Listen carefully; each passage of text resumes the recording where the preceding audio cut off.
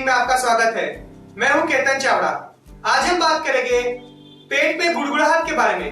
अगर आपको आपके पेट में गुड़गुड़ाहट होती है तो इसका बहुत ही आसान सा इलाज है। पेट में गुड़गुड़ाहट की ट्रीटमेंट के लिए आपको आपके लेफ्ट हैंड साइड के फ्रंट साइड पे P6 पॉइंट पे मेथी का दाना सर्जिकल टेप से लगाना है। सर्जिकल टेप आपको पास के मेडिकल स्टोर से मिल जाएगा।